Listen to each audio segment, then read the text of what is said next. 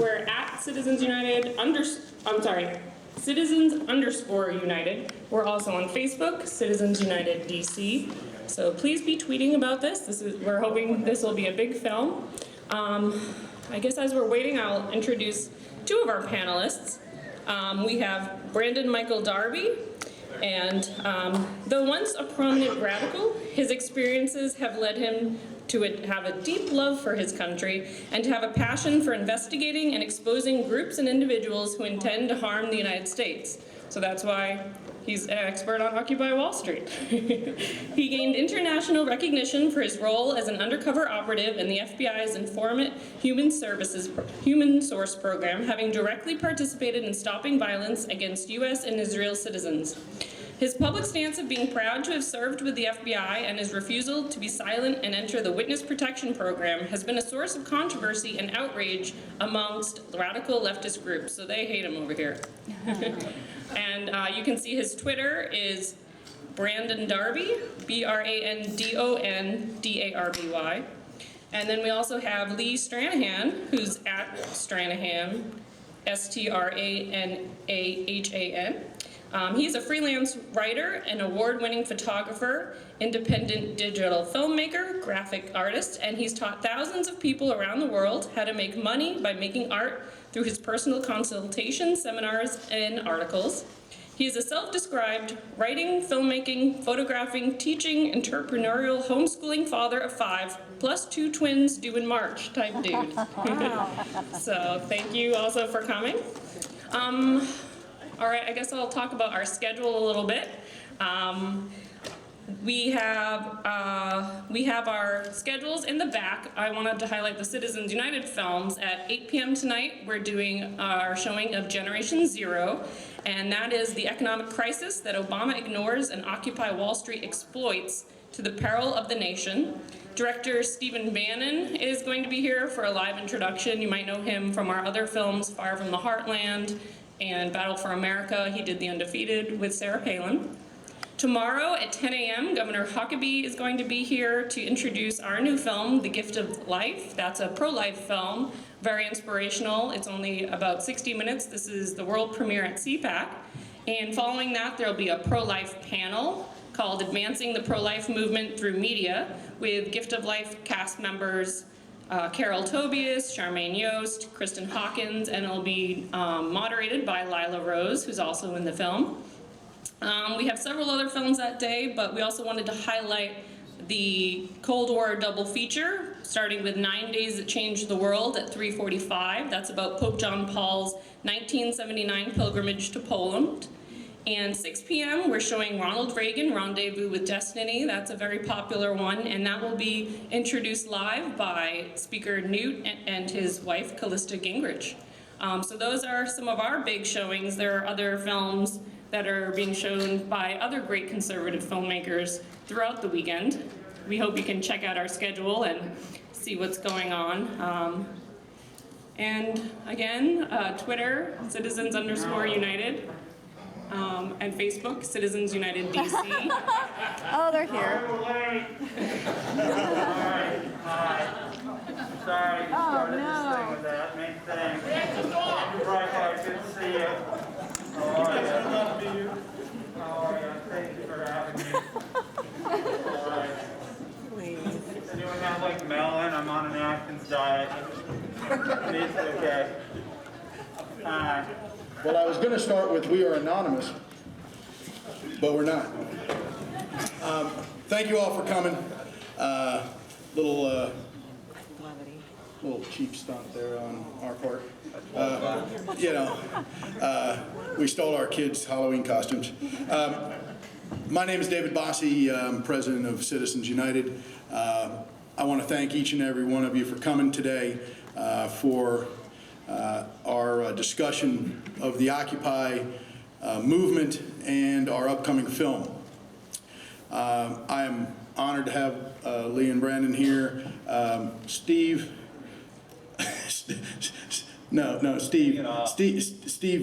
Bannon and Andrew Breitbart. I appreciate all of them for participating in the film. Steve and I have been making films together now for the last couple of years. Generation Zero was a tremendous film that we produced 2 years ago now. And Fire from the Heartland last year, as well as others. So we're really proud of this upcoming film. It really is going to go to the heart and the underbelly of the movement. And I think how we would like to start this, if that's okay, is we're going to show the trailer, and then we're happy to take questions and discuss it. We're going to hit the house lights. Yeah. Tian, could you drop the lights? Here. Turn the lights Thank you very off much. and make Lights it down. here. Full volume.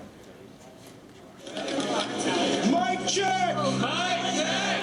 My name is Dylan, and you should be very proud of what you have accomplished. I agree with your goals, Occupy Wall Street. God bless them for their spontaneity. It's young, it's spontaneous, and it's going to be effective. I'm so impressed by what I'm seeing here. Protesters are giving voice to a more broad-based frustration about how our financial system works. What's happening here is a real grassroots movement, unlike the Tea Party, which is a manufactured movement. We call it astroturf. It's not really a grassroots movement. The problem with the Tea Party movement, they're just sewer rats. Is that they can't continue to be pulled to the right by the radical, unrealistic, unreasonable, I repeat, radical and unpopular faction, the Tea Party. Hello, citizens of the world. We are anonymous.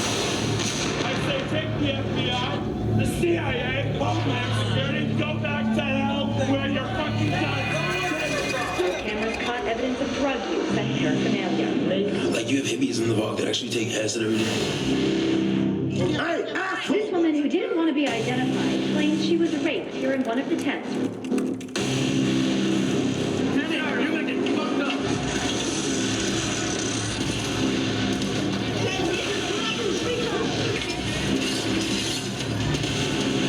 Why are you considering on sex? Why would you do that? Safety has become a very big concern around here. They're starting to even assault one another.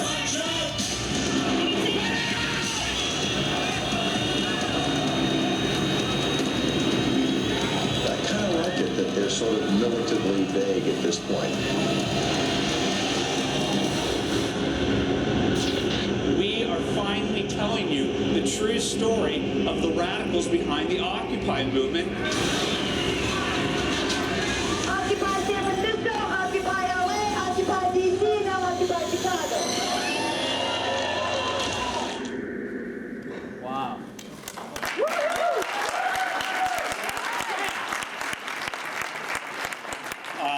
I hate these bastards. I really hate these bastards. I spent 2.5 years on the road defending the Tea Party from the mainstream media and the left because a group of people decided to stand up and change the media narrative towards basic American values. And there was a coordinated effort to thwart the Tea Party. And it started with the government stating through Janet Napolitano that the Tea Party was going to be a potentially violent threat. And the media jumped on that report to start comparing the Tea Party to Timothy McVeigh and the Michigan militia and all that type of stuff. It never came to fruition. It never came to fruition, but the narrative still holds. We remember the report. We remember 2.5 years of the Tea Party being attacked mercilessly and held to an impossible standard. When we cleaned up after ourselves, it still wasn't good enough at our Tea Parties. So when the Tea Party persevered and was successful in 2010, what ended up happening is these people were like, well, we could go the Dick Morris triangulation route, or we can double down. And the Occupy movement is the doubling down of the radical left. There is, after the election cycle, the DLC, the former moderate ring of the Democratic Party, went, in essence, it went defunct. I think it went bankrupt. I don't know what happens to institution like that, but there was a report right after the election, the exact moment you think that some reasonable Democrats would come forward and say, what the hell has happened to our party? You found out that all that was left was the hard left of the Democratic Party, and this is what they created. You saw a preview of it in Wisconsin.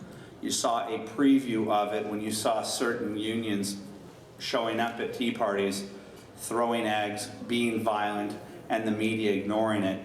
But this is the granddaddy. This is the rose parade of the left's attempt to take on the rise of the American conservative movement and standing up for what it believes in. In 2011, the mainstream media was involved in the manufacturing of this event. You saw Dylan Radigan there. They helped to manufacture an intentionally vague movement that the young people that would join it, that would make it sexy, they intentionally made it vague so that people would ascribe to it and project onto it what they wanted to be to grow the movement. But then the people behind the scenes, the puppet masters, the Democratic Party, Barack Obama, are directly tied to this movement. And when immediately they manifested behaviors that the Tea Party was warned that they would exhibit, the mainstream media ignored it, and at the end of the year they called it, the Time magazine called Occupy, the story of the year. The reason why we're putting this group together is to tell what the true story is behind the story of the year. I want to talk about who's sitting to my right here and why they're so important to this. God bless the right-leaning media and the right-leaning conservative media that's trying to stand up to thugs like Dylan Radigan and thugs like Matt Taibbi, who helped coordinate before the allegedly grassroots Occupy movement started. I'm glad that there are people out there from a somewhat detached standpoint reporting on what they're seeing and videotaping the misbehavior, recording that there's not just multiple rapes at Zuccotti and other places and drug overdoses and robberies and murders and deaths. The mainstream media ignored it. Good for the new media and conservatives for going out there and reporting what the mainstream media intentionally is not showing you. But Brandon and Lee are two special human beings who bring to this project the type of grittiness that's necessary in order to really tell you what is behind this. And I'll first mention Lee Stranahan, who came to me about 1.5 years ago, writing for the Huffington Post, did videos for MoveOn.org and the Daily Cost. Hey. Cuddly, he's my friend. And he got basically thrown out of the club. Basically? Yeah, he got thrown out of the club for reporting stories that were being suppressed. You remember the John Edwards story? He was the guy on the left trying to blog at the Daily Cost. Something's wrong here, guys. I think that there's something to this Riel space woman, love affair. And he got kicked off of the Daily Cost for that. He also went out there and debunked that Sarah Palin was not the mother of Trig by doing good old-fashioned reporting. And when he contacted me, I was like, why are you an honest lefty? I didn't know that existed anymore. Did they not rinse you out during the soaking or whatever they do to? Yeah. And he said, I see that the media is trying to construct a false narrative on you, and I wanted to talk to you about some of the stuff as relates to race and the charade thing and the N-word stuff. And I think that you may be telling the truth, but I wanted to interview. And I'm like, I thought this was deep infiltration, and that Eric Holder, trained him or something, and he's with the FBI. where did this guy come from? Oh yeah, and that brings us, but he's over the last year been one of our best journalists, and that's because he understands these people, and he goes down and he integrates with them, and he gets to know these people. These people relate to him. He knows their language. We conservatives don't know the language of the people at Zuccotti. We stick out like a sore thumb, and it is that type of investigative journalist that we need to be able to tell the true story, because ABC, CBS, NBC, CNN, MSNBC will not tell you the true story of what's going on. The most important person sitting up here is Brandon Darby. And Brandon Darby to me is not just to explaining what Occupy is, but he's the David Horowitz in my mind of our time, in so much that he was the radical leftist running things on the ground for the radical left during Katrina. That is not insignificant. That was one of their major actions and one of their major successes, and he was in the lower 9th Ward, and when Jesse Jackson had to go down there, they isolated him to be the person that took him on the photo op where the press gaggle followed him. So these two leftists understand, and for the purposes of clarity and truth, want to tell the world what the true story of the story of 2012 is about.